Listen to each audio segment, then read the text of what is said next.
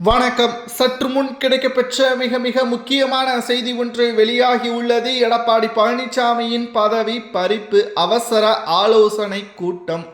ஒட்டுமொத்த அதிமுகவில் தற்பொழுது மிக பெரிய குழப்பங்களால் தலைமை செயலகத்தில் அதிமுகவின் தலைமை செயலகத்தில் பூட்டு போடப்பட்டு போலீஸ்கள் குவிக்கப்பட்டுள்ளது. ஒவ்வொரு மாவட்டங்களிலும் அதிமுகவின் தலைமை அலுவலகத்திலும் போலீஸ் பாதுகாப்புகள் இருக்கிறது. கிட்டத்தட்ட எடப்பாடி பழனிசாமியின் நிர்வாகம் சரியில்லை என்ற குற்றச்சாட்டு மாஜி அமைச்சர்கள் சுமார் 40 பேர், குறிப்பாக மாவட்ட செயலாளர்கள் 60 பேர் எதிர்ப்புகளையும் தெரிவித்துள்ளனர். 1800 நிர்வாகிகள் கையெழுத்திட்டு எடப்பாடியின் பதவியை மாற்ற வேண்டும் என்ற கோரிக்கையும் முன்வைத்துள்ளனர். உடனடியாக அதிமுகவின் செயற்குழு பொதுக்குழுவை கூட்ட எடப்பாடி மறுப்பு தெரிவிக்கதால் நீதிமன்றத்தை நாடவும் தற்பொழுது எஸ்பி வேலுமணி, சி.வி. சண்முகம் தரப்பினர்கள் நீதிமன்றத்தில் புகார் ஒன்றை கொடுத்து வழக்கும் தொடங்கப்பட்டுள்ளது. எடப்பாடி நேற்று இரவு கிட்டத்தட்ட 45 மாவட்ட செயலாளர்களை நீக்கியுள்ளார். புதிதாக ஒரு பத்திரிகையையும் தொடங்கியுள்ளார். ஆனால் மக்கள் எடப்பாடி பழனிசாமி அவர்களை வெறுத்து விட்டார்கள் என்பது ஏன் எடப்பாடிக்கு புரியவில்லை. கிட்டத்தட்ட எதிர்க்கட்சியாவது நாம் வந்திருக்க வேண்டும், ஆளும் கட்சியாகவும் இல்லை, எதிர்க்கட்சியாகவும் இல்லை, 3வது இடத்திற்கு நாம் தள்ளப்பட்டுள்ளோம். 47 எம்எல்ஏக்களை வைத்தும் தற்பொழுது எதிர்க்கட்சியாக கூட வர முடியாமல் இருக்கக்கூடிய நிலையிலும் விஜய் அவர்களுக்கு தனிப்பெரும்பான்மை இல்லாத காரணத்தினால் அவர்களுக்கு ஆதரவுகளை கொடுத்து அமைச்சர் பதவியில் இடம்பெற்றுக் கொள்ளலாம் என்று நாங்கள் எவ்வளவோ ஆலோசனைகளையும் கூறினோம். மக்கள் 3வது இடத்திற்கு தள்ளிவிட்டாலே மாற்றத்தை விரும்புகிறார்கள் என்று அர்த்தம். அதற்கு நாம் இடம் கொடுக்கக்கூடாது. நமது கொள்கைகள், நமது கோட்பாடுகள், எம்ஜிஆர் அவர்கள் கொண்டு வந்த வழிகளை நாம் பின்பற்றி செயல்படுத்தினால் மட்டும்தான் அதிமுக பேர் இயக்கமாகவே இருக்கும். இல்லை என்றால் நலிவடைந்த கட்சியாக மாறிவிடும் என்று பல முறை எடப்பாடியிடம் கூறிய போதும் கூட எடப்பாடி பழனிசாமி அவர்கள் அதை கேட்கவில்லை. விஜய் அவர்களது காலில் நான் விழவா, முதல்வராக நான் தான் இருப்பேன் என்று பேசுங்கள் என்று தெரிவித்துள்ளார். அதை எப்படி சாத்தியம்? துணை முதல்வர் பதவியை கொடுப்பதற்கு கூட முன் வந்து விட்டார்கள். ஆனால் எடப்பாடி பழனிசாமி அவர்கள் அதை மறுத்துவிட்டார். இந்த நிலையில்தான் தற்பொழுது எடப்பாடி பழனிசாமியின் மீது கடுமையான கோபம் அடைந்த சி.வி. சண்முகம், எஸ்பி வேலுமணி போன்ற நிர்வாகிகள் அதிமுகவில் எடப்பாடி பழனிசாமி அவர்கள் ஒருதலைபட்சமாக செயல்படுகிறார்.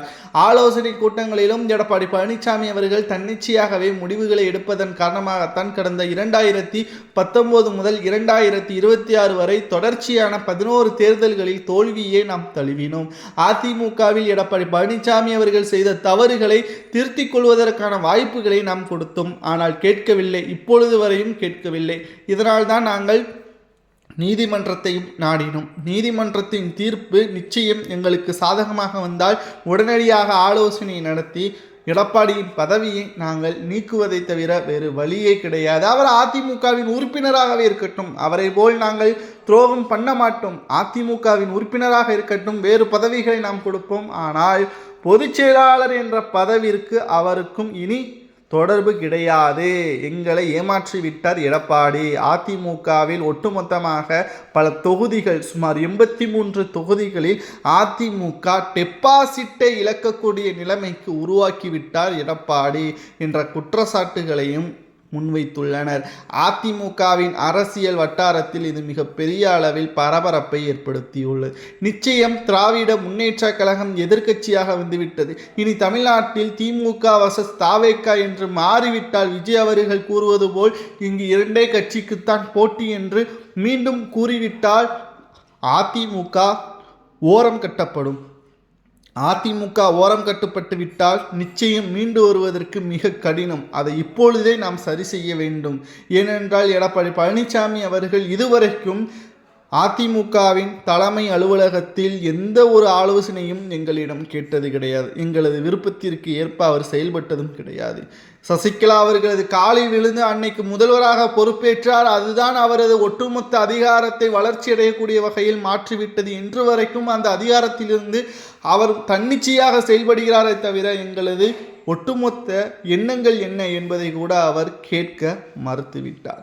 அனைத்திந்திய அண்ணா திராவிட முன்னேற்றக் கழகம் மீண்டும் புத்துணர்ச்சி பெற்று சிறப்பாக மக்களுக்கு சேவை செய்ய வேண்டும், பேரியக்கமாக வளர வேண்டும் என்றால் எடப்பாடி பதவியில் தொடரக்கூடாது என்பதை அழுத்தம் திருத்தமாக சுமார் 80 நிர்வாகிகள் வரை தெரிவித்துள்ளனர். 1800 அதிமுகவின் மிக முக்கியமான மாவட்ட கிளை நிர்வாகிகள் கையெழுத்து போட்டு செயற்குழு பொதுக்குழுவை நடத்துங்கள் என்பதையும் தெரிவித்துள்ளனர்.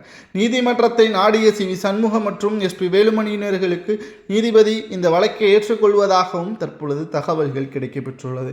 இதனால் அதிமுக இரண்டாக பிரிந்த நிலையில் எடப்பாடி பழனிசாமி அவர்கள் போட்ட உத்தரவுகள் எதுவும் செல்லாது நீதிமன்றத்தின் தீர்ப்பு வரைக்கும்.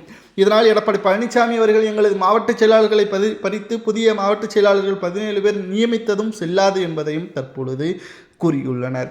அதிமுகவில் வளர்ச்சிக்காக நாங்கள் எந்த ஒரு எல்லைக்கு வேண்டுமானாலும் செல்லுவோம், பிற கட்சியில் இணைவதற்கோ பதவிற்காகவோ நாங்கள் ஒருபோதும் செல்ல மாட்டோம். ஏனென்றால் நேற்று கூட விஜய் அவர்கள் தரப்பிலிருந்து தெளிவாக தெரியப்படுத்தப்பட்டது, அதிமுகவின் ஆதரவுகள் நாங்கள் பெற்றுள்ளோம், ஆனால் அவர்களுக்கு அமைச்சரவையில் இடம் கிடையாது என்பதை தெரிவித்துவிட்டார். இப்பொழுது எடப்பாடி என்ன செய்வார்? அவர்தான் பதவிற்காக நாங்கள் அவர்களுக்கு ஆதரவாக செயல்படுகிறோம் என்று கூறினார். எங்களது சுயநலத்திற்காக நாங்கள் செல்லவில்லை, அதிமுகவின் பொதுநலத்திற்காகவே நாங்கள் செல்கிறோம். நீங்கள் திமுகவுடன் கைகோர்க்க விரும்பும் பொழுது நாங்கள் விஜய் அவர்களுடன் ஆதரவுகளை கொடுப்பது எந்த விதத்தில் தவறு? புதுச்சேரியில் நடந்த ஆலோசனை பற்றி நாங்கள் கூறவா? அப்படி கூறினால் அது உங்களுக்குத்தான் அவமானம் என்பதை சி.வி. சண்முகம் அவர்களும் தற்பொழுது தெரியப்படுத்தியுள்ளார்.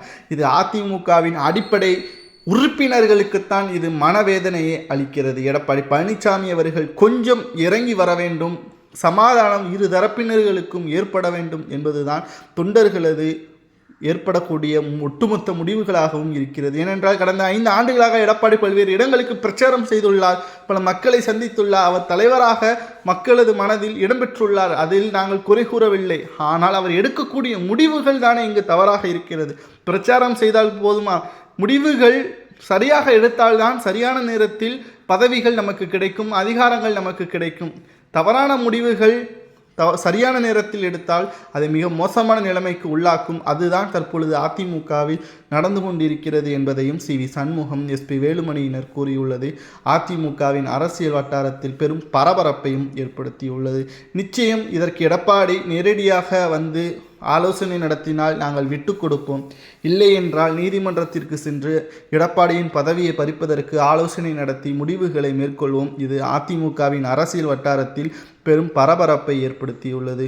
நிச்சயம் எடப்பாடி பழனிசாமி அவர்களது பதவியை பறிக்கலாமா வேண்டாமா? எஸ்.பி. வேலுமணி பக்கம் சாதகமான நியாயமான அவர்களது பக்கம் இருக்கிறதா, அல்லது எடப்பாடி பழனிசாமியின் முடிவுதான் சரியானதா, எடப்பாடி பழனிசாமி அவர்கள் எடுக்கக்கூடிய முடிவுதான் தீர்க்கமான முடிவா என்பதை மறக்காம கமெண்ட் வாயிலாக கூறுங்கள். ஏனென்றால் மீண்டும் ஒரு முறை அதிமுக இரண்டாக உடைந்தால் அது மீண்டு வருவதற்கு மிகப்பெரிய கடினம். அப்படியே வந்தாலும் பெண்களது ஆதரவுகளும் இளைஞர்களது ஆதரவுகளும் நிச்சயம் மீண்டும் அதிமுகவிற்கு இருக்குமா என்பதும் மிகப்பெரிய ஒரு சந்தேகம் என்றும் அரசியல் வட்டாரத்தில் கூறப்படுகிறது. இதை பற்றி உங்களது கருத்துக்களை கமெண்ட் வாயிலாக கூறுங்கள். நன்றி, வணக்கம்.